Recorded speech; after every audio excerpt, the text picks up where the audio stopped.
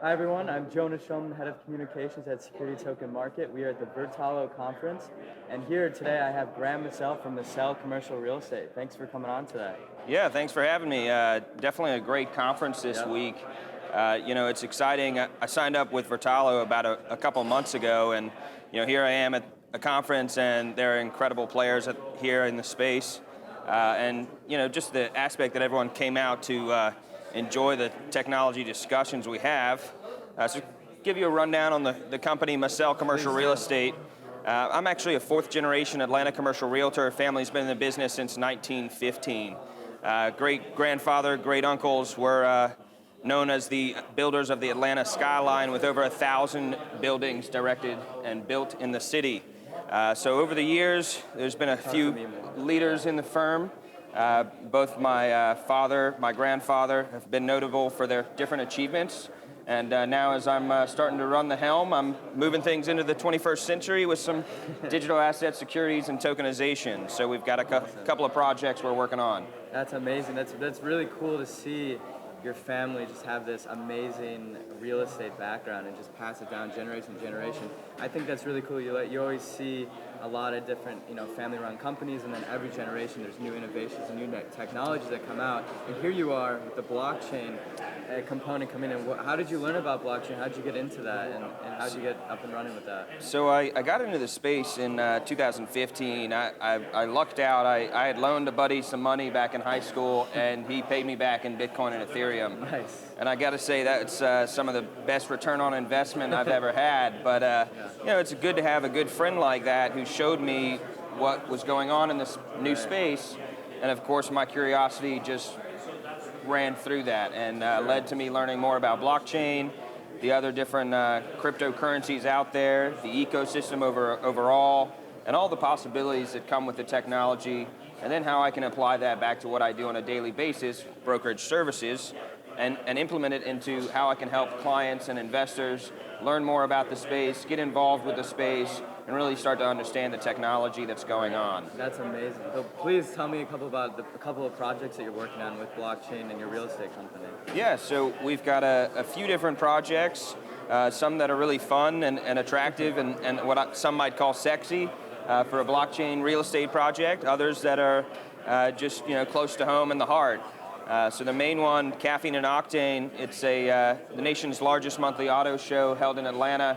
About 3,500 cars in attendance, first Sunday of the month, 30,000 people in attendance, so definitely takes up the entire mall parking lot. And we're building out what will be the home base, the Hard Rock Cafe model of Caffeine and Octane. So a bar, restaurant, coffee shop, event space, all automotive themed, which is also their film studio. So they have a TV show on NBC Sports, 6 seasons in, being aired internationally. And the thought process is, being at the show on a regular basis. I've been a big fan of automobiles for a long time and attended the show for a while, and it appeared that the community there has no differences, right? They're all there to talk about automobiles from low income to high income, no matter what background, race, religion. So it's an important thing to see, a topic, bring people together. And to me, that was a clear definition of this screams a community crowd-funded concept. I love that. A real estate piece of the puzzle that, we could help other people get invested in because it's something they love, right? The automobile piece of the puzzle. So we're building out, like I said, the restaurant space, home base, where they'll be able to do regular shows. Kind of expands their content creation abilities. So instead of in a 3-hour window of 7 crew teams running around filming stories of people in their cars, they'll be able to create a home base where they'll be able to film on site.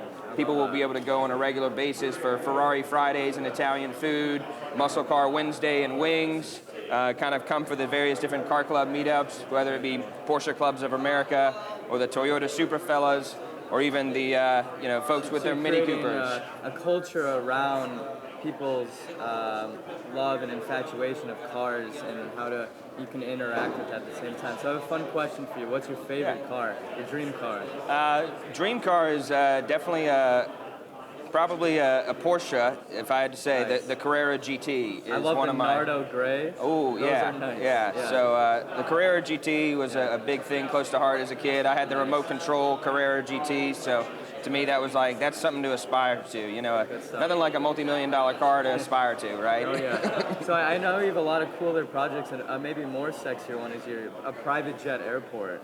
Yeah, How's so that gonna work? that's a fun project, and since the owner is creative, and she's owned this private airport just outside of Atlanta, Yeah. just west of downtown Atlanta for a number of years, and her belated husband's goals were to redevelop it into a really awesome private airport. And you know, through talks with her about selling the asset, we've looked at a whole different variety of options, and it's come down to the conclusion that, you know, why don't we redevelop this ourselves? And while she's not an expert in redevelopment, she's a very trusting client and recognizes that I've got the capabilities and you know, the team behind me to make it into a redevelopment project for success.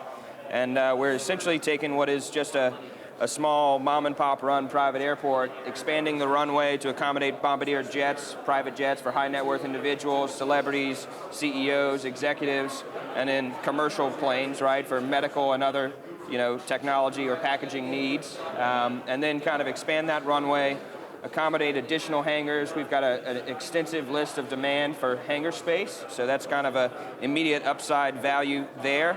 We'll also expand the movie capabilities. It's a Georgia registered film site. Really? The most recent movie, Greenland, with Gerard Butler, was filmed there. Nice. So Very cool. very active film site. We've got interest from the surrounding studios to do like a co-working studio space on site. So we've got that in the plans. And the site also has hemp licensing, so hopefully do a hemp grow operation as well. So it's definitely a unique, interesting asset.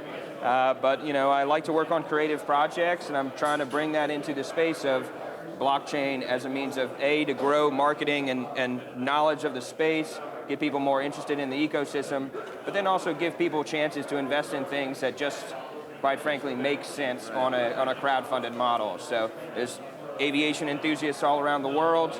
They're not all wealthy owners of jets, but they'd love to have a piece of the puzzle, and they'd love to have a place that they could call, you know, a home to, you know, park their private plane as well. So how can an investor invest? Are you offering just to credit investors or retail as well? We're reviewing all of our options right now. That was a big piece of coming out here today is, you know, we wanted to meet a bunch of project partners with the Digital Assets and Securities Conference. You know, Vertalo helped us make those introductions thus far and learning a lot here. So yeah, they're great. It's a good way to kind of, you know, assess how we're moving forward.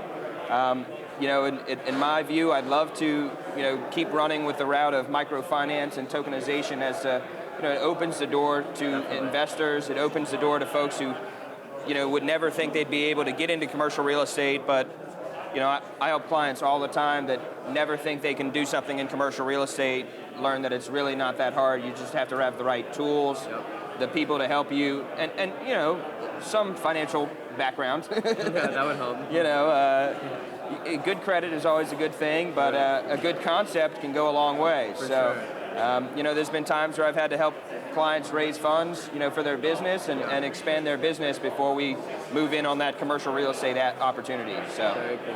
Yeah. I love that. I know you have a third product you're working on. It's food related. Is that correct? Yeah. So a client of mine, Ponix Farms in Atlanta, they grow in a Sweet Auburn market. It's kind of a food hall in downtown. Yep. And provide produce to those local vendors there, as well as a few other retailers. And we're expanding upon their concepts to create these, what I call green community kitchens, basically a mix of Ponix, hydroponics grow operation, as well as commercial kitchens, to-go catering kitchens. So we can accommodate you know, budding entrepreneurs, restaurateurs who have a talent in the kitchen, but need a space for a relatively, you know, decent pricing. And then, of course, to add that aspect of, you know, fresh farm-to-table produce, right? I love that. I'm big on food access. You know, when you realize that, you know, here, even in, you know, one of the wealthiest countries in the world, we still have people that don't have quality food access.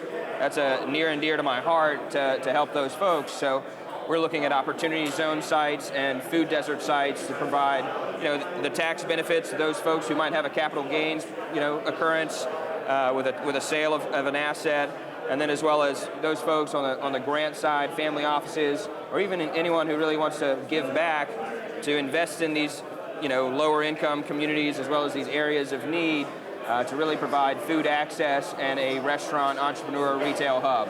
I'm a big believer that food is how we break bread, is how we build a community, and that's really how you start to see an area that might have been hit hard through financial means or whatever through the past. When a good restaurant comes to town and that starts to grow and gain traction in news, the rest of the town grows as well. So I love that. So what I'm getting at is that you are the kind of person to give power back to the little guy. You're using blockchain technology to democratize finance and make it more accessible to the everyday person, hopefully in the future. And you're also working on a project with food to bring food to everyone. So I really like that mentality. So how can, if our viewers want to get more involved and learn more about Massell Commercial Real Estate, what are the best ways to contact you or learn more? Yeah, so it's pretty simple. Our website is just massell.com, M-A-S-S-E-L-L. Like, I'm going to sell you some commercial real estate. You might actually. .com. So that's kind of the main place to find us now. We've got a new website coming out for the syndication and capital investments platform as we build that out with Vertalo. And then, of course, it's pretty easy to reach me. You can just go through contact@massell.com, or even my direct email, graham@massell.com. Sometimes that gets a little busy with deals going, but I check them both pretty frequently. So nice. Yeah. Well, we're definitely gonna be posting this interview all over social media and YouTube. So we'll have in the bio and descriptions how to contact him as well. But thanks for tuning in. Thanks, Graham. Yeah. Thank you very much, Jonah. Cool. Yeah.